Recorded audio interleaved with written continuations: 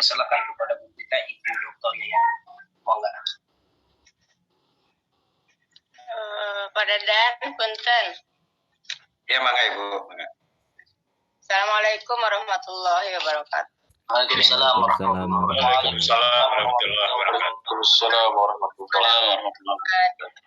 Deden Romahuddin ya. Dan Romahuddin Bu. siapa tadi? Taryudi ya? Irsyad sama Irsyad. Oh, Mas Irsyad ya. Ya. Oh, yang Al-Munir tidak jadi ya? Iya, tidak jadi sekarang, di minggu akan datang karena belum siap. Terima kasih ya, Ibu mengikuti dari awal tadi.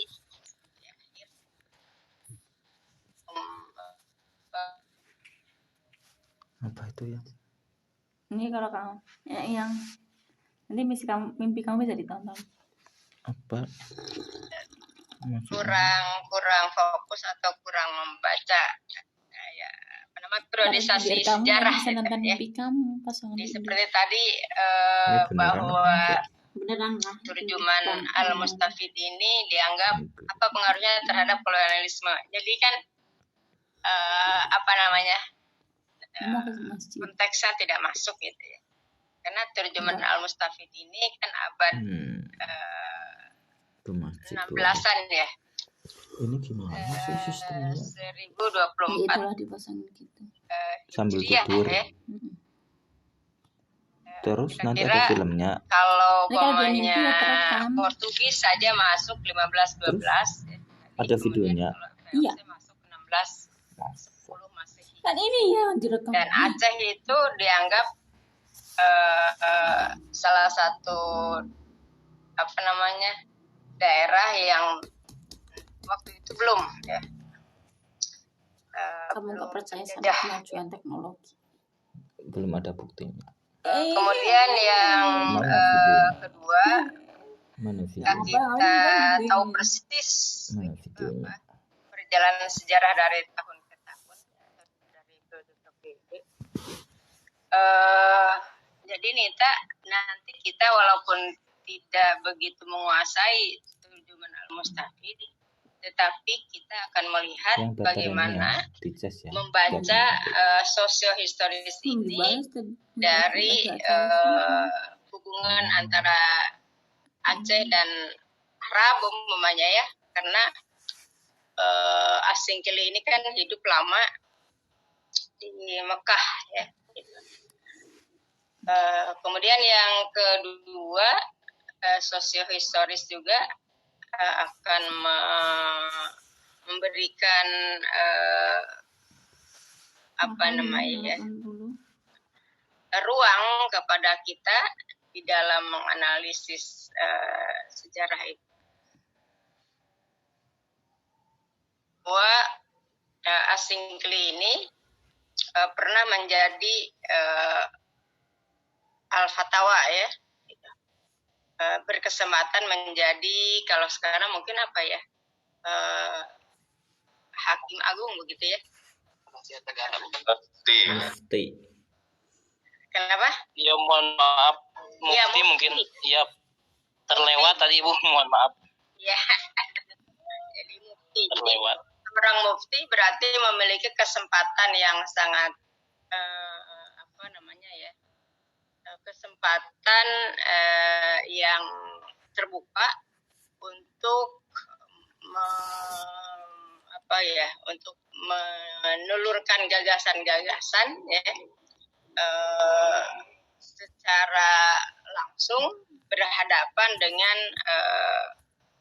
audiensinya, baik secara formal maupun informal. Itu yang kedua, itu kesempatan yang sangat luar biasa gitu ya untuk seseorang, dan itu pada abad ke-16 ya. Kemudian yang ketiga ya, jadi kalau membaca secara sosiologis, beliau ini malang melintang begitu ya, malang melintang, bukan saja sebagai ulama ya, sebagai pejabat ya, berarti sebagai yang memiliki wewenang ya, untuk memecahkan berbagai masalah, baik masalah negara maupun masalah agama bagi seorang mufti. Kemudian yang kedua, bagaimana kita cara mengkaji ya, teks ini ya gitu, karena ini kan kita dianggapnya adalah membaca teks ya. Ya, kajian filologi ya kalau di sastra Arab ya Pak Dadan ya. Nah, jadi umpamanya belajar kepada Federspiel umpamanya ya. Jadi dari teks ini yang hidup pada masa klasik ya di Indonesia.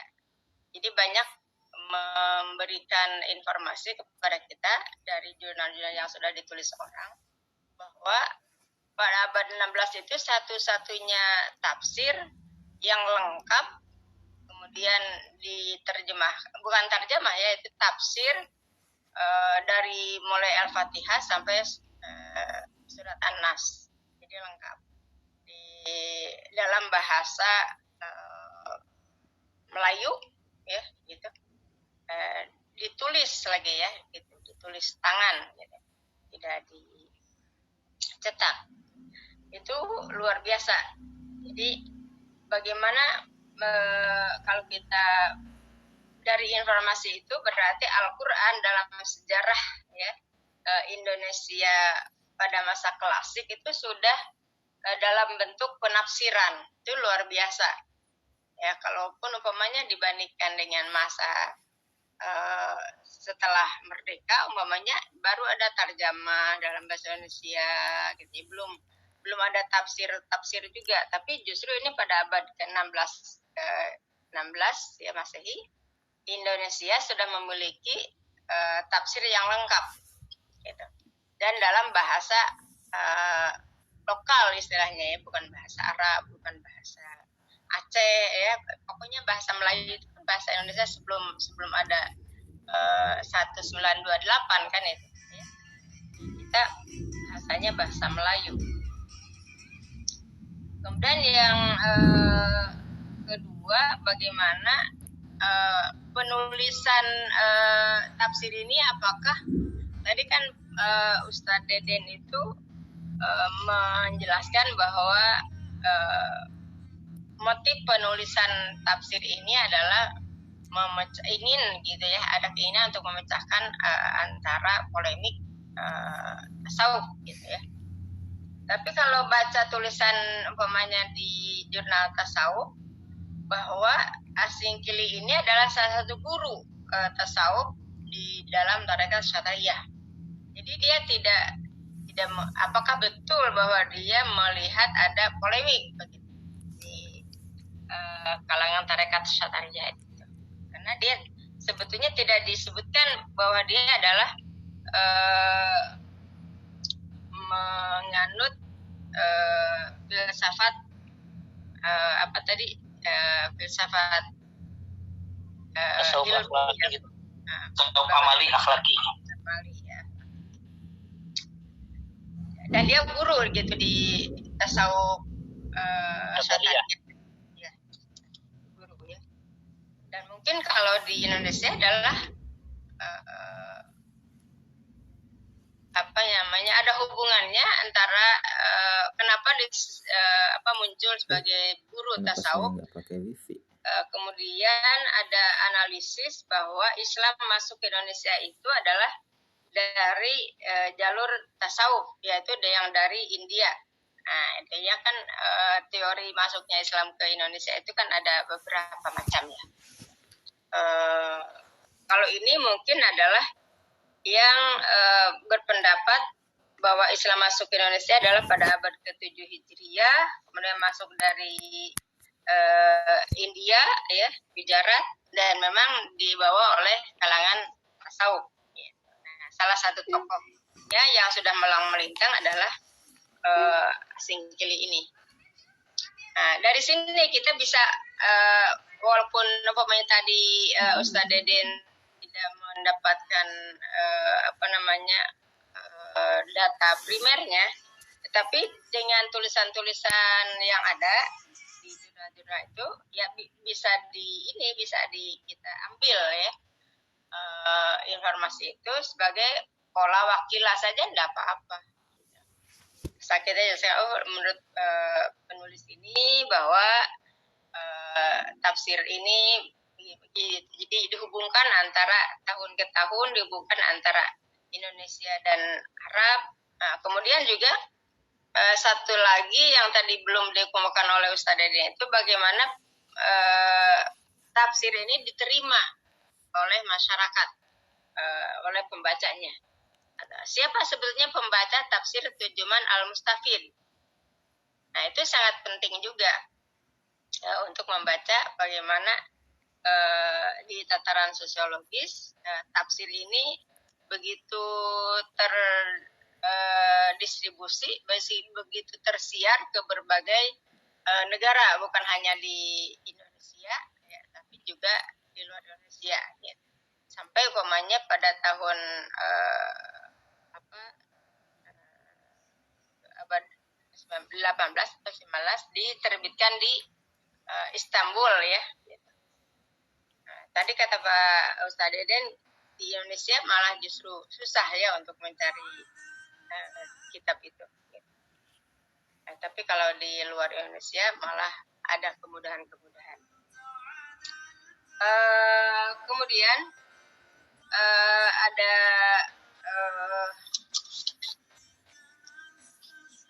hal yang perlu saya sampaikan itu.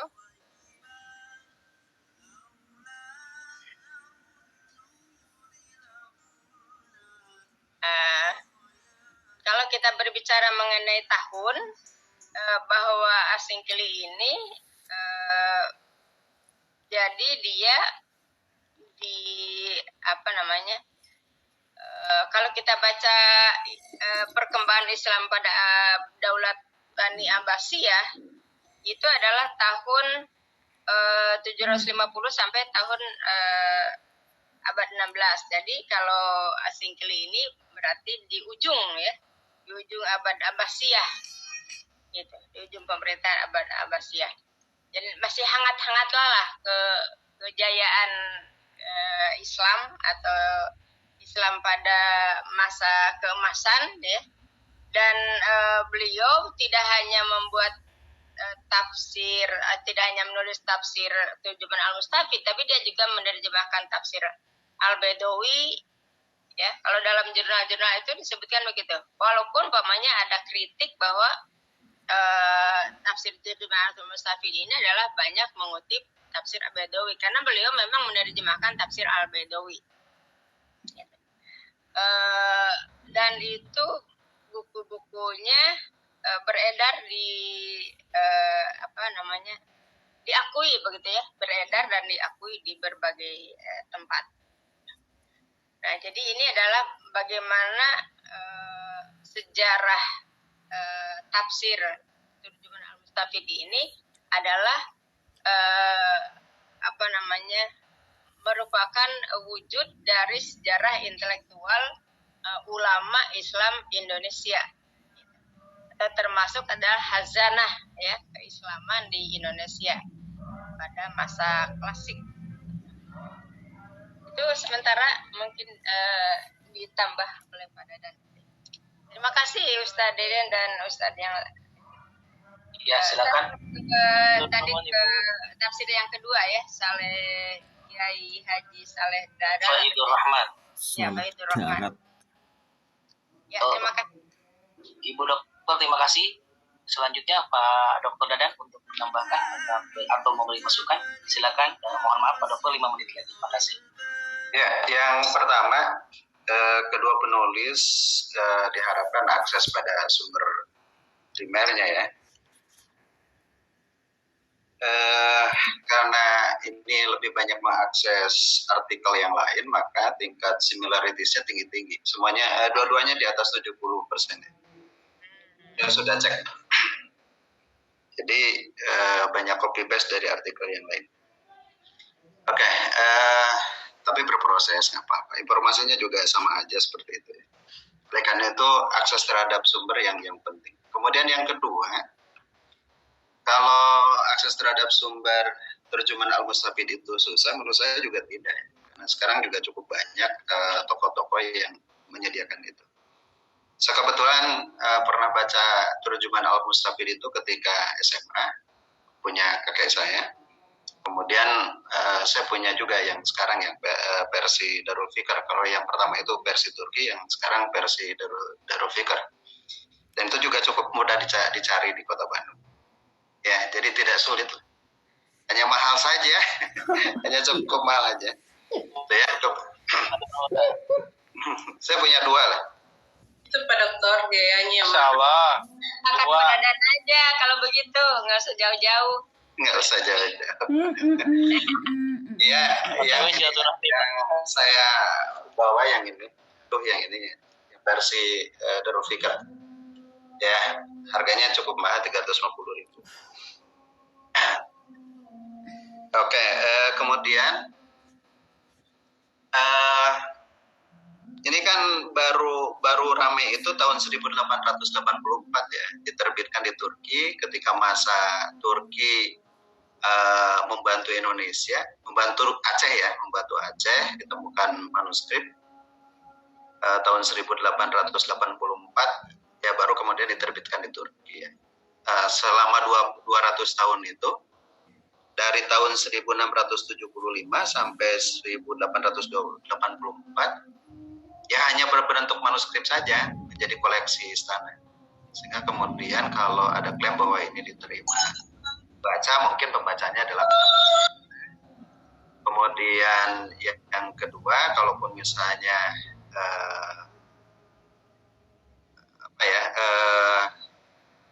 dia bisa diakses oleh banyak kalangan juga tidak ya, karena memang baru tahun 1884 itu juga diterbitkan bersama dengan beberapa manuskrip yang ada di Aceh ya.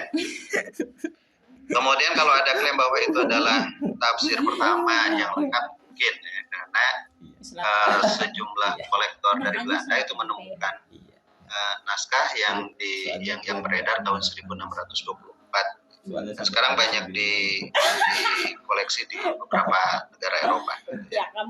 Nah, saya sarankan yang selanjutnya untuk terjemahan Al-Mustafid lebih baik mengambil isunya saja supaya kelihatan orientasinya. Misalnya ayat-ayat tentang ketauhidan, ayat-ayat tentang fikih, ayat-ayat tentang tasawuf.